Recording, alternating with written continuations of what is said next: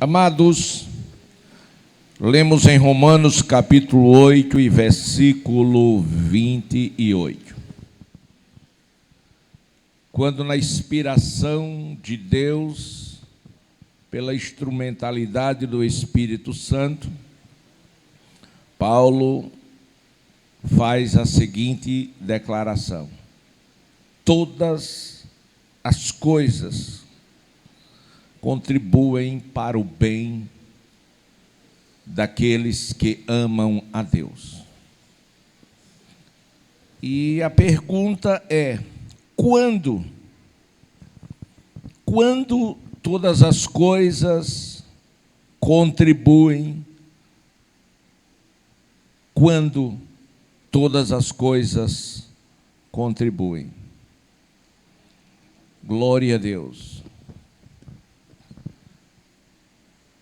A primeira ideia que vem na nossa mente é no tocante às coisas maravilhosas, boas, bênçãos, mas não é disto que Paulo está falando. Ele está falando de todas mesmo.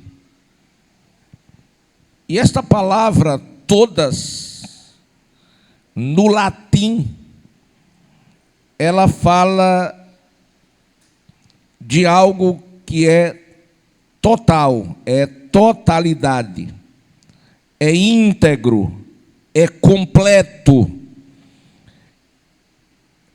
Todas é um pronome indefinido.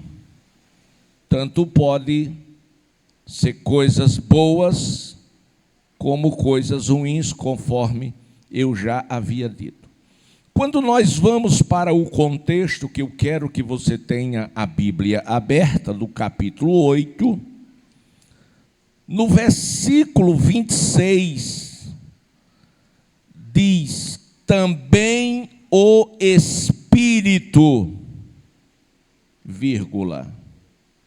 E aqui a gente lembra das palavras de instrução dada por Jesus quando estava para voltar para os céus. Ele conversou com os seus discípulos e disse para eles que eles não ficassem apreensivos ou preocupados com o que sucederia depois que ele os deixasse e voltasse para os céus. Ele disse: sabe por quê? Porque eu não vou deixar vocês órfãos. Eu preciso ir, porque a ida do Senhor estaria contribuindo, porque eu preciso preparar morada para que vocês tenham um lugar quando deixar este corpo, quando sair desta terra. Então eu vou preparar morada para vocês. E depois que eu preparar a morada, eu vou voltar para buscá-los, para que vocês morem comigo, estejam para sempre comigo. Mas certamente eles pensaram: e este tempo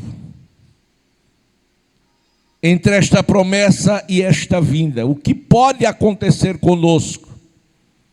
Ele disse: não, no tocante a isto, eu vou conversar com o meu pai e vou pedir para ele que ele envie o outro Consolador. E Consolador é aquele que consola, é aquele que ajuda, é aquele que está perto. Então há aqui nas entrelinhas um entendimento de que eles passariam por muitas dificuldades, mas não passariam sozinhos. Por quê? Porque o outro Consolador chegaria e ia estar com eles. E agora, Paulo diz: também o Espírito semelhantemente nos assiste em nossas fraquezas. Versículo 26.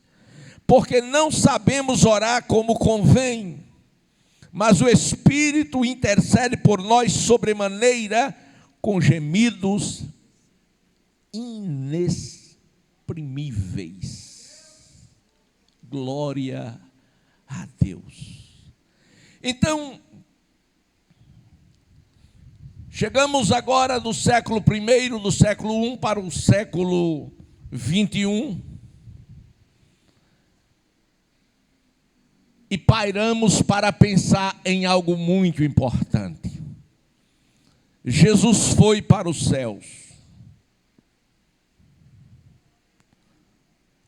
A promessa se cumpriu no dia de Pentecostes. O Espírito Santo veio para ficar conosco e habitar em nós. E Ele está conosco nesta noite. Como promessa. Glória a Deus. Aí voltemos para a nossa realidade. O Espírito Santo em nós é que nos capacita, nos dá graça, autoridade e poder para que todas as coisas contribuam para nós, para o nosso próprio bem. Nas fraquezas, o Espírito Santo nos assiste. Na falta de saber como pedir, o Espírito Santo intercede. Nas dúvidas dos nossos corações, Ele sonda os nossos corações. Glória a Deus. E Ele faz com que a vontade de Deus se manifeste em nossas vidas pela revelação no nosso homem interior. Aleluia. Mas vamos um pouquinho mais, para que a gente possa entender a mensagem.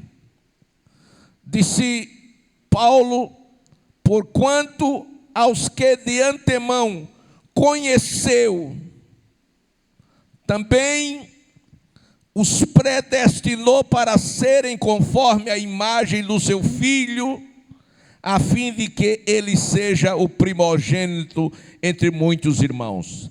A saber, Jesus é o nosso irmão mais velho. E dessa sequência de milhões e milhares de crentes do mundo inteiro, nós fazemos parte da maior família. Versículo 30. O que ele fez? Número 1, nos predestinou. Número 2, nos chamou. Número 3, nos justificou. Número 4, nos glorificou.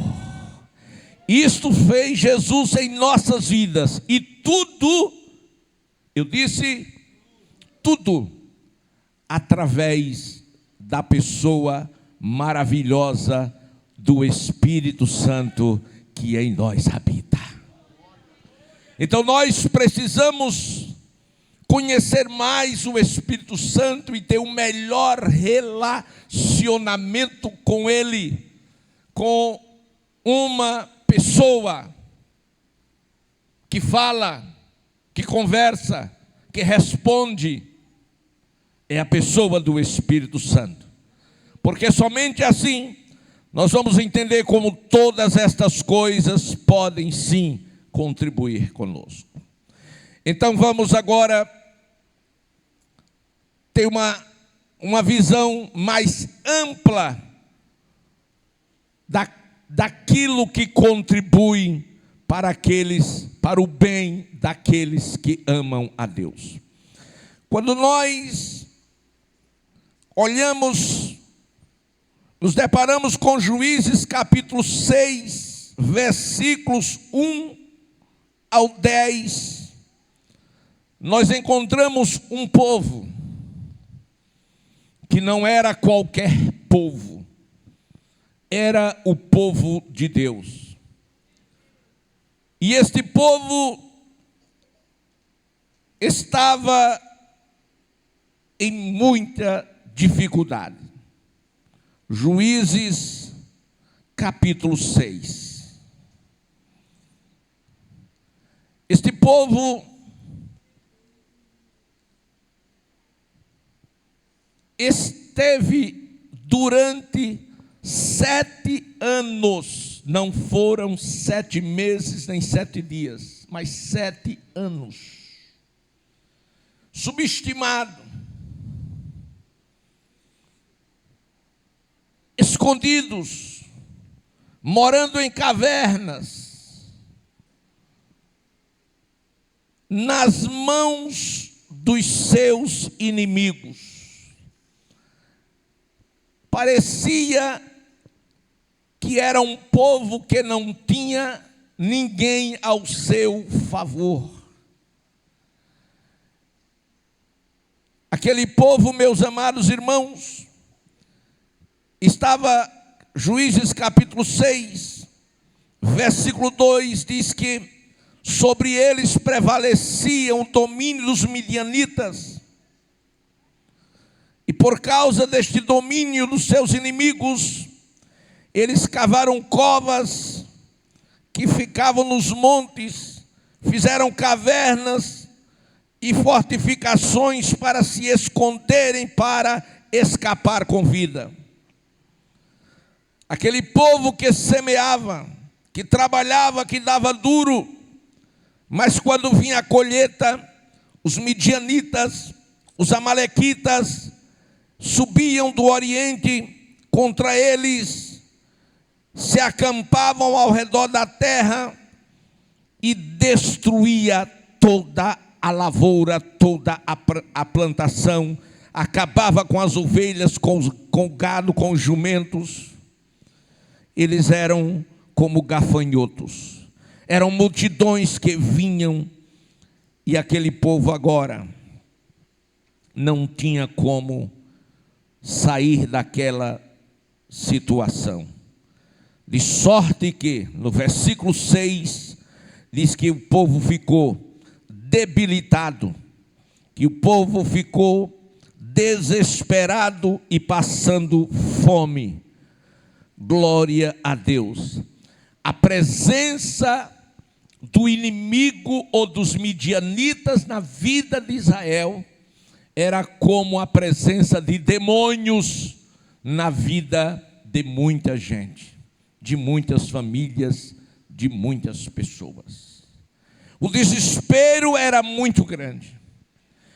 E o pior, que eles estavam encurralados pela própria sorte, não sabiam o que fazer, como muitos hoje ainda não sabem o que fazer. Todavia, no versículo 6 diz que Israel clamou ao Senhor. 7 anos depois, ou seja, eles passaram 7 anos sem oração. Eles passaram 7 anos sem buscar ao Senhor. Eles passaram 7 anos sem lembrar que havia um Deus no céu todo-poderoso e que este Deus era sim o Deus deles.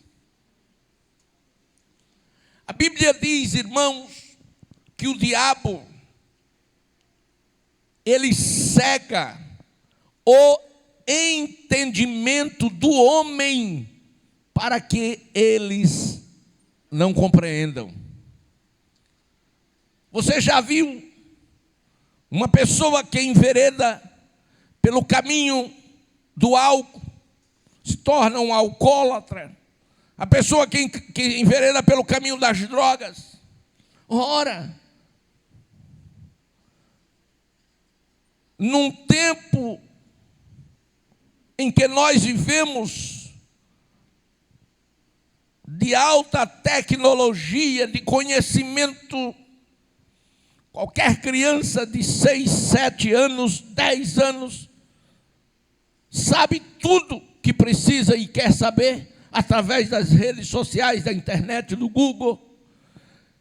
E todos sabem os malefícios que causam as doenças, que causa o álcool, as drogas, mas as pessoas se viciam.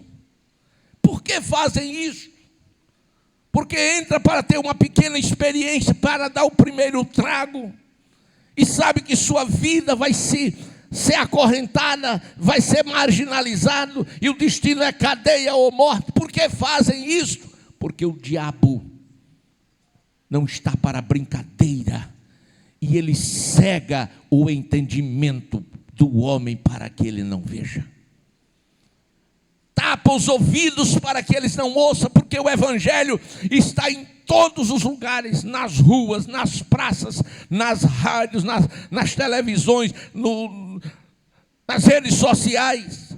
Mas a Bíblia diz, no versículo 1, que os filhos de Israel, eles fizeram o que era mal perante os olhos do Senhor, e o Senhor os entregou na mão dos midianitas. Sabe o que é isso? Que Deus não tem compromisso, nem tem responsabilidade com ninguém que não queira compromisso, que não queira responsabilidade com Ele. O homem, sim, tem direito de escolher o que ele quer para a sua própria vida. Se ele escolher a Deus, Deus será o seu Deus. Se ele escolher Baal, Baal será o seu Deus. Se ele escolher andar por um caminho reto, Deus anda com ele. Se ele escolher andar pelas trevas, as trevas lhe cobrirá. Aleluia.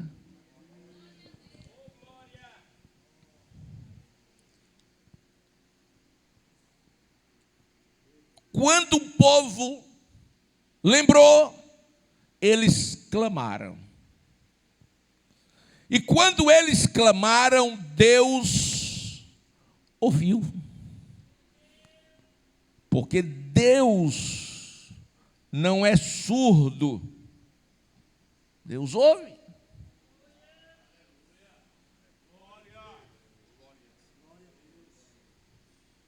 Deus não é cego, Ele vê. Agora tem alguns pequenos detalhes. Veja Isaías 59, salvo engano, versículo 2. Veja aí, por favor. Isaías 59, 2. Para você entender um pouquinho do porquê das coisas. Escute o que o profeta diz. Há 700 anos antes de Jesus vir ao mundo. Mas as vossas iniquidades fazem separação entre você e Deus, e os seus pecados encobrem o teu rosto de vós, para que vos não ouçam. Aí está a resposta. O problema não é de Deus. Deus nunca deixou de amar ao mundo. Não o sistema diabólico implantado por Satanás do mundo, mas o mundo. O homem, imagem e semelhança sua, que perdeu esta semelhança, perdeu essa imagem com a queda. É o pecado, é a iniquidade que separa você de Deus. O profeta Amós diz que dois não andarão juntos se não estiverem de acordo. Você não pode andar com Deus e com o diabo. Ou anda com um, ou anda com o outro. Você não pode estar na luz e nas trevas ao mesmo tempo. Ou você está na luz, ou você está nas trevas. Quando o povo clamou, o povo estava debilitado com a presença dos midianitas. Mas eles clamaram. E quando eles clamaram, versículo 8, de Juízes, o Senhor fez o que fez o Senhor quando o povo clamou.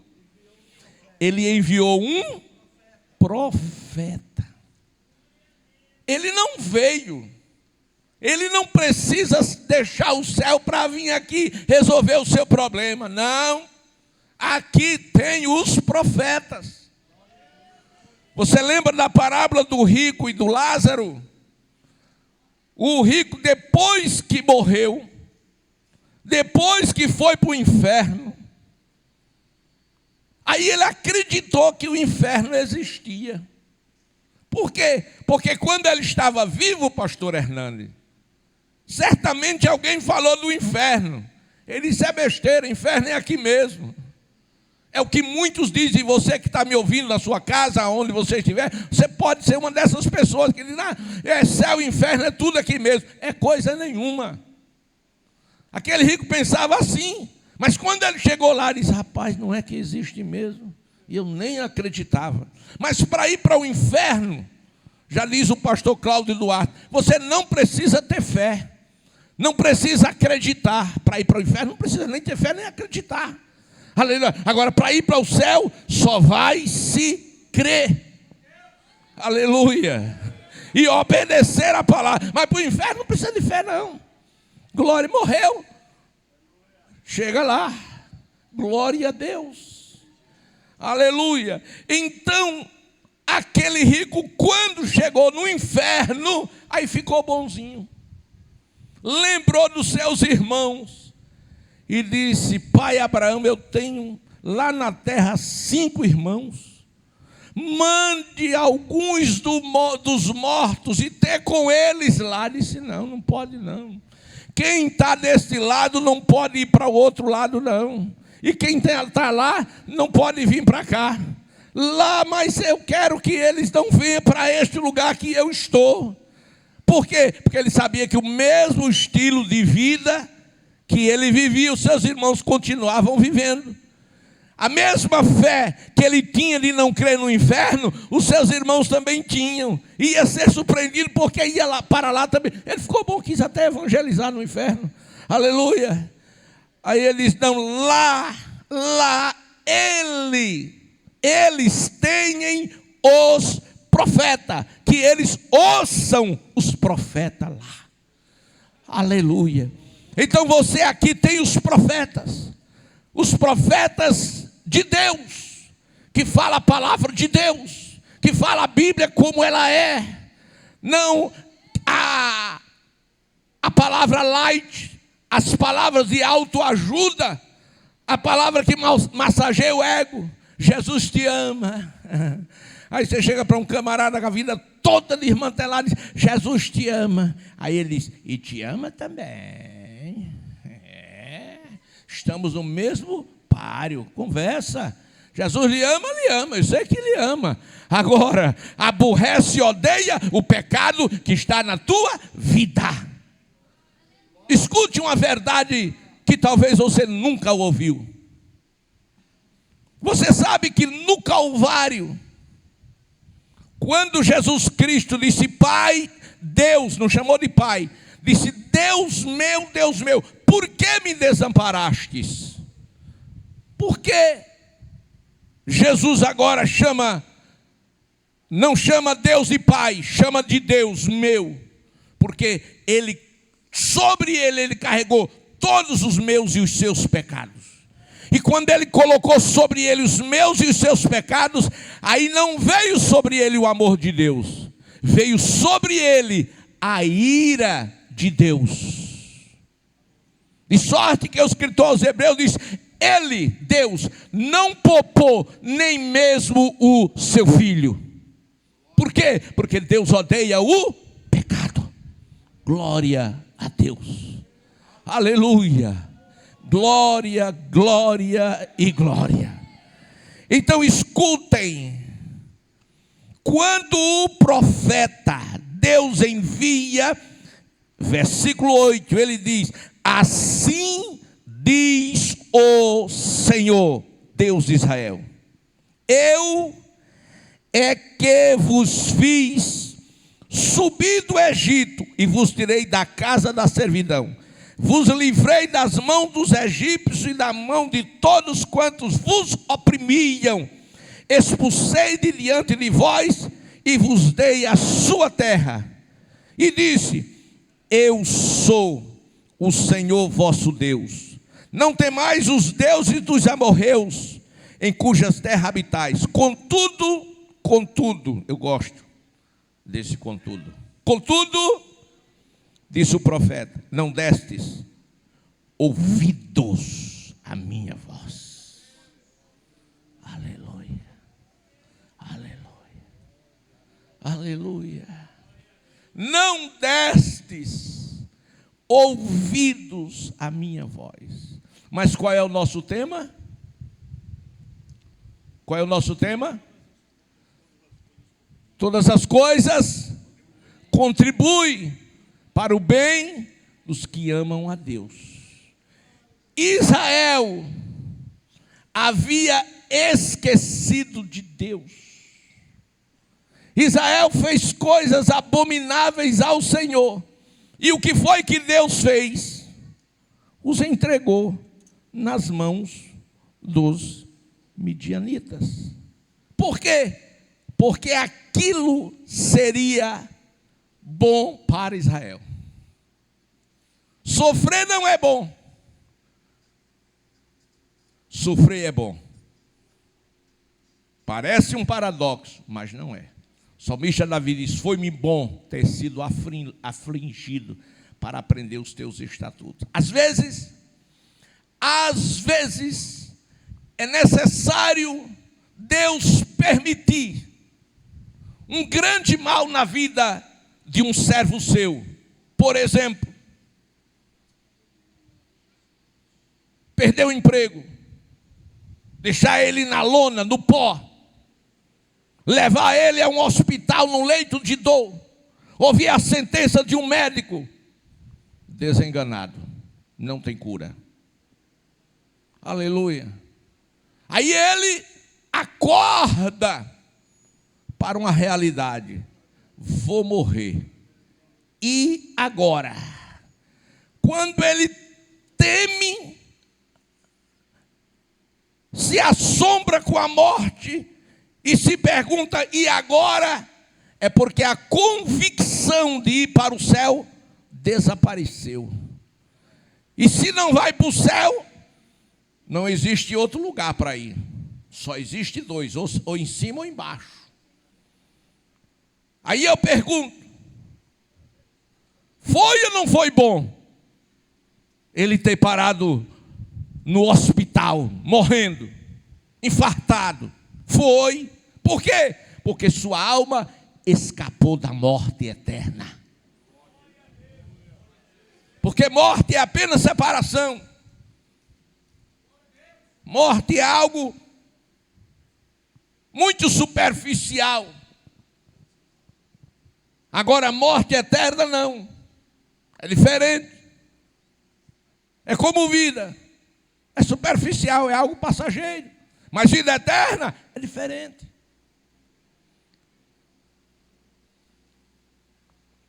Todas as coisas contribuem. Então era necessário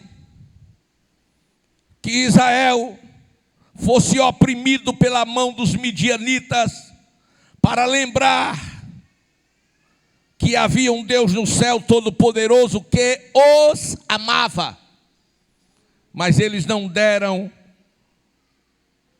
a devida atenção ao amor de Deus para com a vida deles.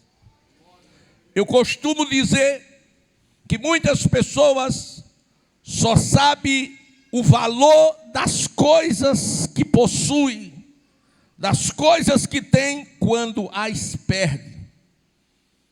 Na vida conjugal, quantas mulheres boas, maravilhosas, donas de casas, que amam seu marido, que cuida dele direitinho, e ele não dá o valor devido, a trata mal, humilha, subestima, arrota. Glória a Deus. Conheço essa história muito bem, de muitos anos, em muitos lugares. E aquela mulher chega a um limite, e Deus permite, e ela chega para ele assim, chuta o pau da barraca, arruma as coisinhas dela, fica aí. Tchau. Aí ele descobre que ama. Meu amor, uma conversa agora, não tem mais amor não aqui.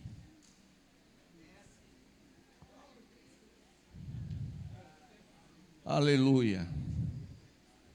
Glória a Deus. E vice-versa.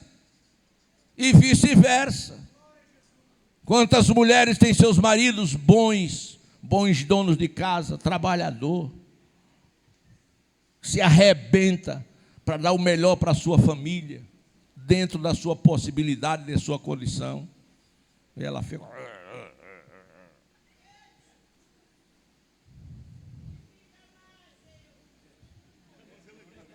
Aí ele se abusa. E sabe de uma coisa, mulher? Olha, tu fica aí, te vira, que eu vou embora. E na primeira esquina que dá a curva, aí alguém segura pelo braço. Ele diz, te conheço, fica comigo.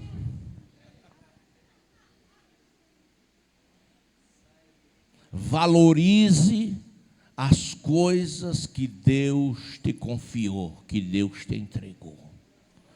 Quer seja materiais, quer seja espiritual. Aleluia.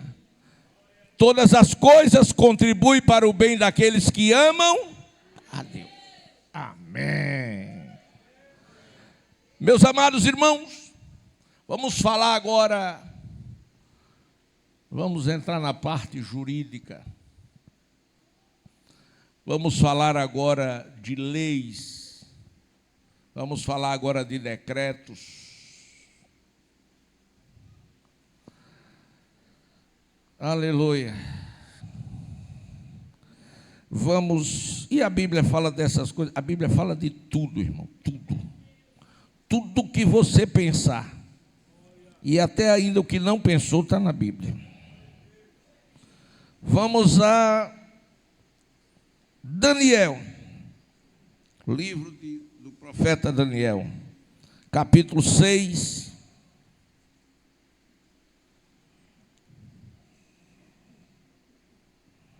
Glória a Deus.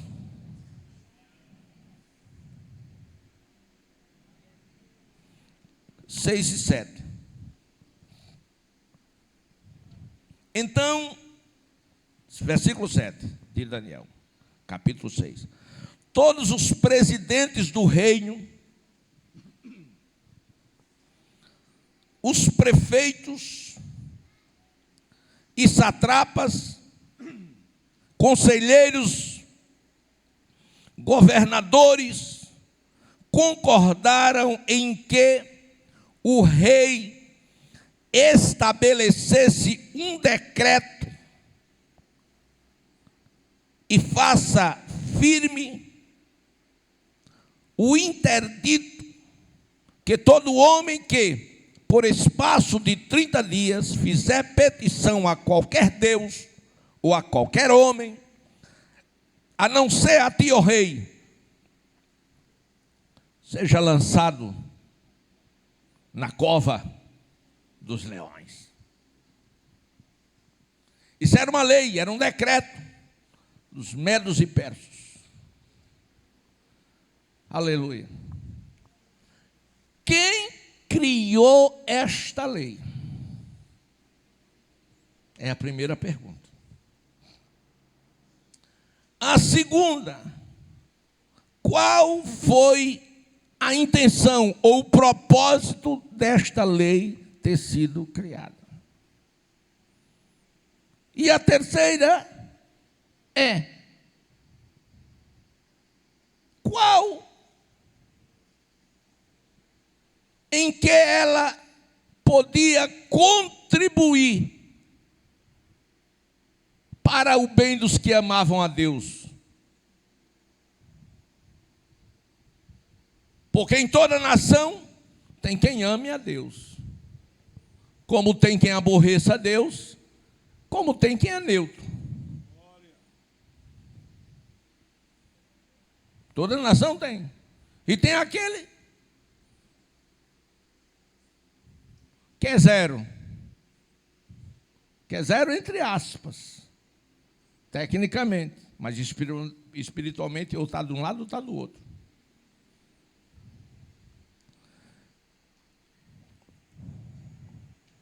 Vamos ver aqui. Todas as coisas contribuem para o bem dos que amam a Deus. O edito do rei Nabucodonosor tinha endereço certo. E esse endereço certo não foi uma ideia do rei. Esse endereço não foi uma ideia do rei. Porque o rei, ele era uma pessoa sensata. Não servia a Deus, mas temia. Não era crente, na nossa linguagem, mas gostava dos crentes. Por quê? Porque no seu reino tinha crentes que lhe era útil e lhe produzia muito bem, sim senhor, no seu reino. Porque escutem, os crentes, eu disse os crentes, são bênçãos de Deus sobre a face da terra. O melhor povo do mundo são aqueles que andam com Deus, que servem a Deus. Mas vejamos, pois, o porquê do edito.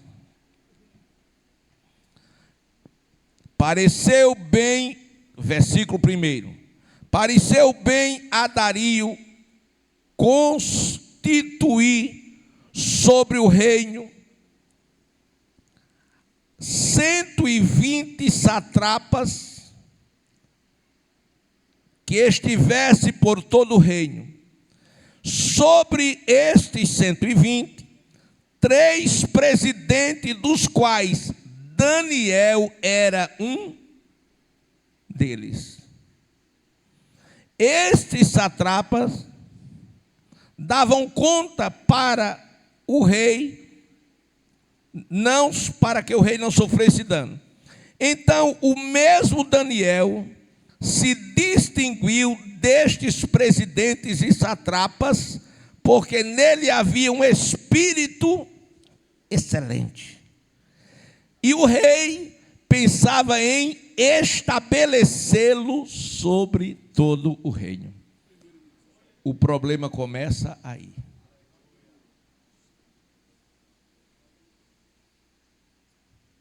Eram 120 prefeitos. Sobre os 120, 3 presidentes, dos quais Daniel era um deles, mas por ser o melhor, ele era excelente, ele não era bom, Diga, ele não era bom. Diga, ele era excelente. O rei pensou em constituí-lo sobre o reino.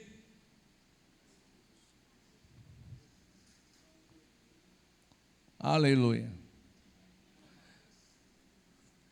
Irmãos, o diabo, eu disse o diabo,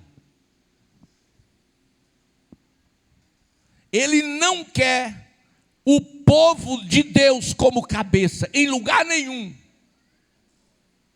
O diabo não quer o povo de Deus administrando, governando.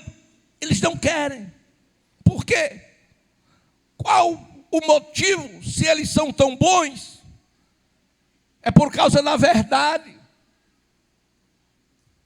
O povo de Deus não aceita suborno, propina, falcatrua, corrupção. O povo de Deus não aceita. Então vai atrapalhar.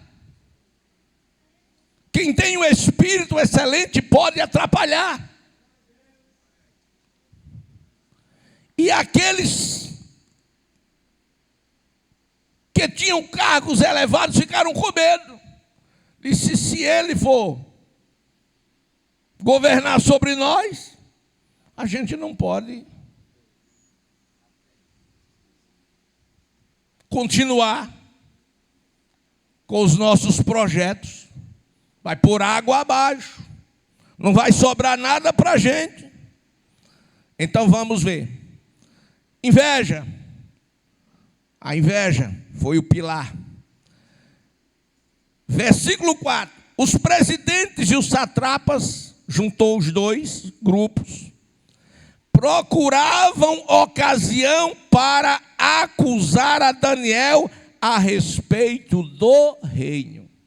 Ou seja, a partir do momento, deixa eu dizer outra vez para você não esquecer, a partir do momento que eles entenderam que Daniel era o melhor, o mais excelente, e que o rei iria colocá-lo lá, eles procuraram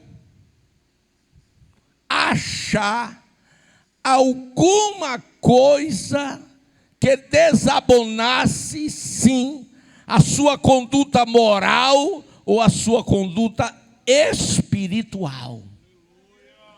Procuraram alguma falha e algum erro, vasculharam toda a vida dele para ver se achava algum erro, alguma culpa, mas a Bíblia diz que eles não acharam nada, porque Daniel era fiel e não se achou nele nenhum erro, não se achou nele nenhuma culpa.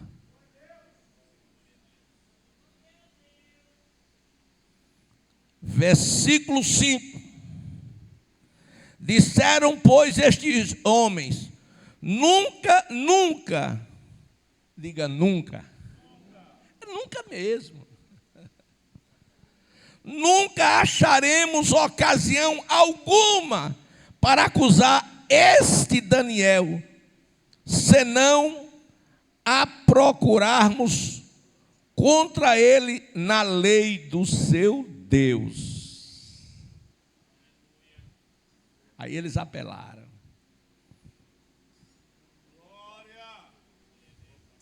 Eles apelaram, irmãos.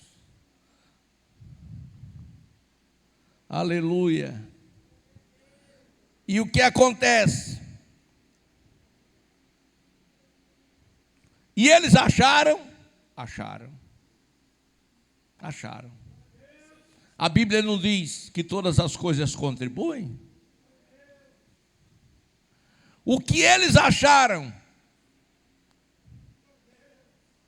em Daniel? Um relacionamento íntimo com Deus. Uma vida de oração. Uma vida de devoção. Isso é errado? Não. Isso é pecado? Não.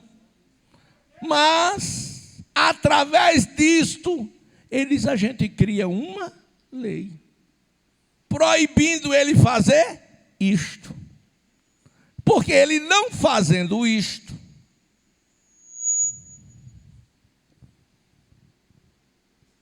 ele vai enfraquecer e vai errar como a gente erra. E ele fazendo isso, nós o acusaremos diante do rei. É só elaborar algo que impeça ele fazer isto. Por exemplo, vamos fechar as igrejas, que a gente acaba com os crentes. Acaba não. Hoje eu vi 24 igrejas, salvo engano, parece que na Índia, que foram destruídas, queimadas a fogo. E será que lá tem crente? Agora que tem. Destruíram templos, mas não destrói a igreja. Depois que Cristo entra no coração de uma vida, não sai mais, nem tirando a vida.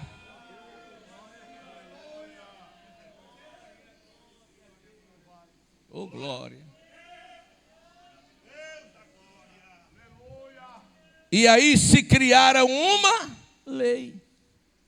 E o que a lei dizia? Que durante um ano, ninguém... Era o resumo da maldita lei. Durante um ano, ninguém podia orar ao Deus do céu. E eles levaram para o rei, que inocentemente, sem avaliar a intenção dos seus colaboradores de mau caráter, de péssima índole, assinou. E quando o rei assinou, eles fizeram o quê? Estrategicamente disse: vamos lá, na casa de Daniel, ficar de olheira. Vamos lá, leva as testemunhas, se ele vai orar. E Daniel soube da lei? Soube. E obedeceu? Não. E cumpriu? Não. Por que não? Porque a lei divina é maior e mais importante do que todas as leis dos homens aqui embaixo.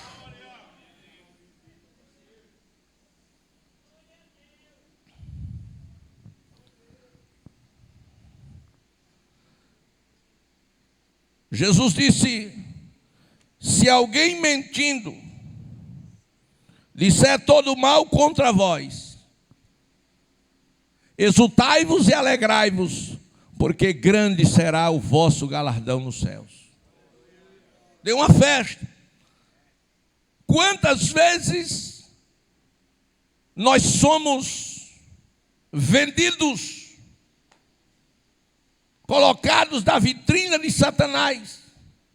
Quantas vezes somos difamados, caluniados, colocados nas redes sociais por uma palavra mal interpretada, ou às vezes distorcida, e colocam lá para trazer escândalo. E o que mais dói é quando aparece alguém que se diz ser um crente e compactua e é contra o irmão. Faça isso não. Você está pecando contra Deus. A Bíblia diz que muitos são chamados e poucos são os escolhidos. Sabe por que são poucos os escolhidos? Porque tem muitas pessoas que comem na mesa com Jesus e depois vai atrás de Satanás para vender o seu peixe, para entregar ao seu irmão, para dizer: vamos lá que eu mostro quem é ele. Quantas pessoas na igreja faz gravações para colocar na vitrine de Satanás e condenar os pastores. Deus não terá o culpado por inocente. Quem faz isso não vai sair de graça. Deus vai cobrar, e Deus cobra caro.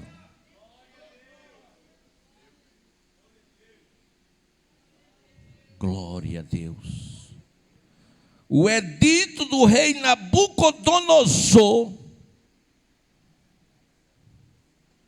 foi promulgado, foi assinado, e Daniel foi entregue pelos mesmos que criaram o edito, e Daniel foi levado à presença do rei como um malfeitor,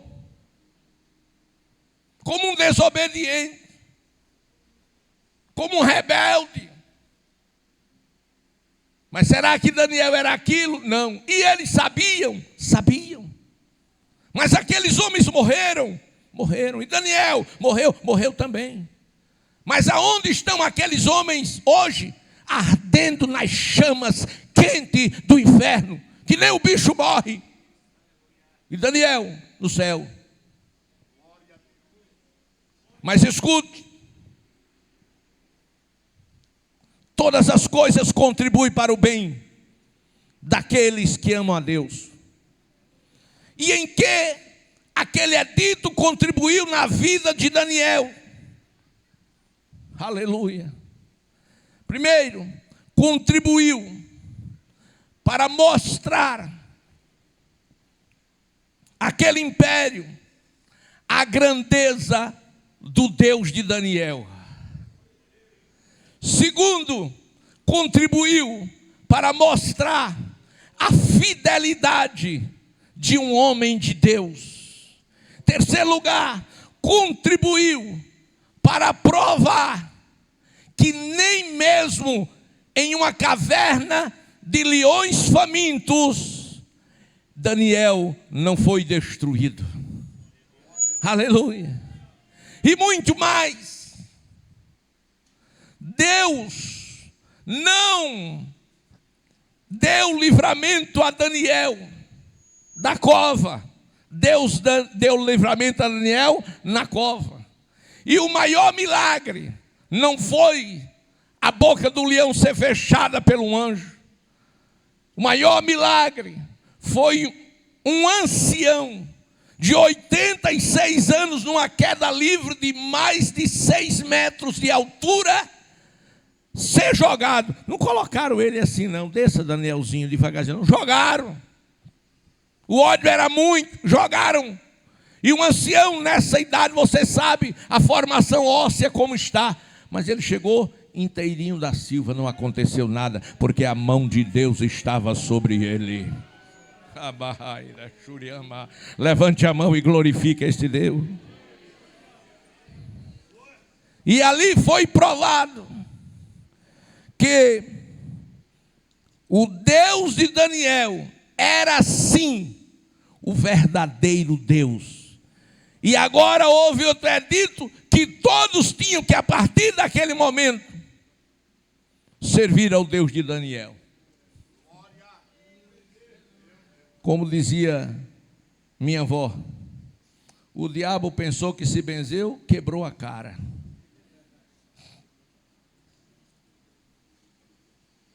Isso é adágio dos antigos. Então todas as coisas contribuem. Glória a Deus. Nós temos, meus amados irmãos, um outro personagem, José, um servo fiel, perseguido, odiado, caluniado, vendido como escravo para o Egito, uma nação estrangeira. Mas ele fez toda a diferença. Sabe por quê? Porque Deus era com ele. Todas as coisas contribuem. Os planos e os projetos são dos homens. Diga, os planos E os projetos são dos homens. Mas a resposta final vem da boca de Deus. Aleluia. Eu não sei qual era o sonho daquele jovem, muito jovem ainda. Porque todos, sobretudo os jovens, todos os jovens têm sonhos. Glória a Deus. Eu não sei qual era o sonho de José, mas o sonho de Deus para José era que ele fosse governador para alimentar o mundo que ia passar por uma grande fome. Então procure saber, jovem, qual é o sonho de Deus para a sua vida. Você pode se achar pequeno hoje, mas amanhã você pode ser uma grande personalidade respeitada no mundo inteiro. E Deus é poderoso para fazer isto e fazer muito mais na tua vida. Então, mesmo estando no Egito, mesmo tendo entrado como escravo, mas Deus era na vida de José. Ninguém, eu disse ninguém pode anular os projetos de Deus na sua vida. O que Deus reservou para você, meu irmão, o que Deus reservou para você, minha irmã, é teu. E ninguém pode tomar, ninguém pode tirar. Pode invejar, pode odiar, pode lhe jogar na cova, pode lhe vender no mercado de escravos, pode fazer o que fizer, mas Deus sendo com você, você chega no lugar que Deus preparou para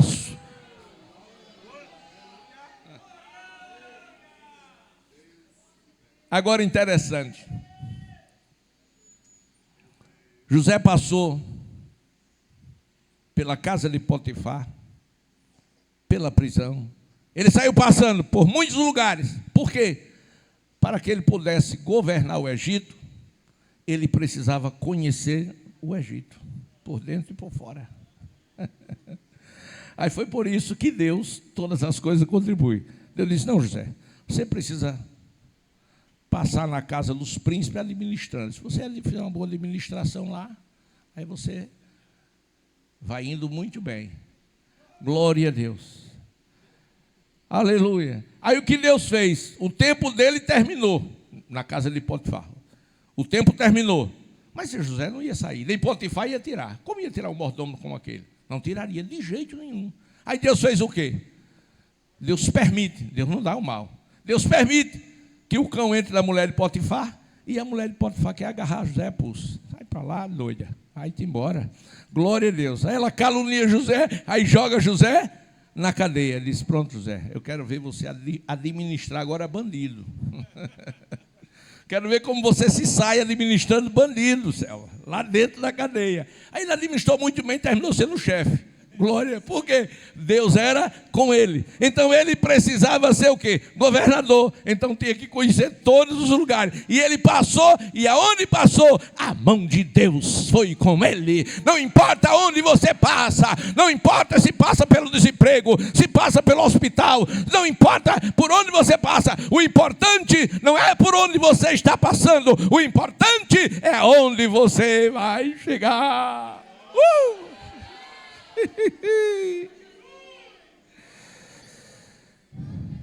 Escute, deixa eu concluir. Vamos concluir em pé? Como diz o pastor Luciano Subirá, para parecer que está terminando.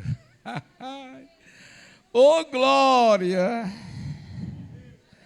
As provas e as lutas que o crente passa servem para levá-lo ao trono. Deixa eu dizer de novo, você não ouviu. As provas, as lutas que você passa, é para te preparar para chegar no trono. Para chegar no trono. Para chegar no trono. Jesus falou que as portas do inferno não prevaleceriam contra a tua igreja. Ele quis dizer o seguinte: as portas do inferno não vai prevalecer contra a sua vida. O que eu preparei para você é teu e ninguém pode tirar, ninguém pode tomar, porque é teu e é teu e é teu mesmo. Que Deus em Cristo nos ajude.